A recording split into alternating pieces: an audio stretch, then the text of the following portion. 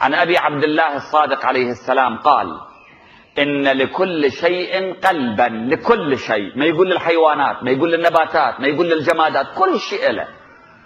قلنا من المنظومة الشمسية إلى الذرة إلى الحضارة إلى الأمة إلى الجمادات إلى النباتات، أي شيء عنده قلب. إن لكل شيء قلبا، وقلب القرآن سورة ياسين.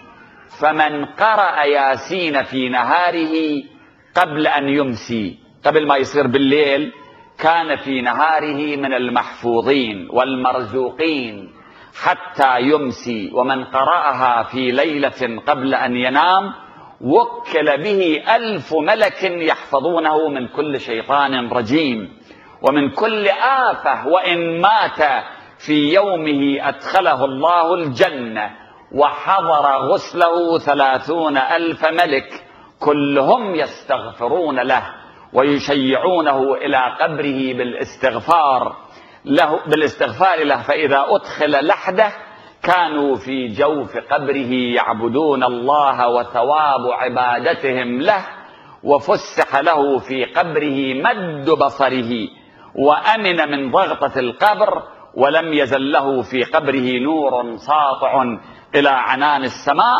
إلى أن يخرجه الله من قبره.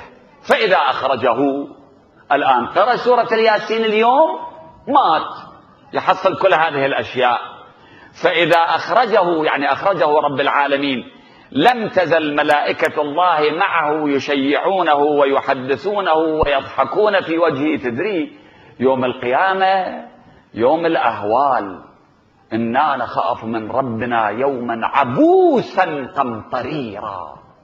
لكن هذا اللي قرأ سورة ياسين بفضل سورة الياسين، بفضل قلب القرآن، هذول الملائكة وياه يمشون، يزفوه زفة إلى الجنة، يضحكون وياه، مثل ما الشباب لهم اللي يزفون واحد من عندهم شلون دا يضحكون وياه.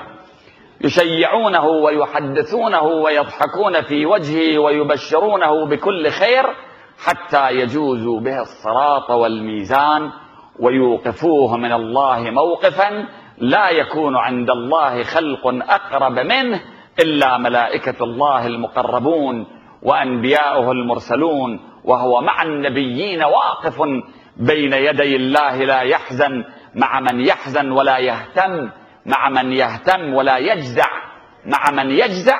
ثم يقول له الرب تعالى: اشفع عبدي. يعني مو بس أنت تروح الجنة، أنت اشفع اللي تريده.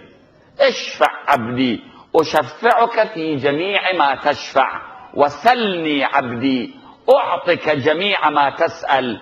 فيسأل ويعطى، ويشفع فيشفع، ولا يحاسب في من يحاسب، ولا يذل مع من يذل، ولا يبكت بخطيئته ولا بشيء من عمله، ويعطى كتابا منشورا. فيقول الناس بأجمعهم: سبحان الله، ما كان لهذا العبد خطيئة واحدة، خطيئة واحدة ما كانت عنده حتى الله يحاسب عليها.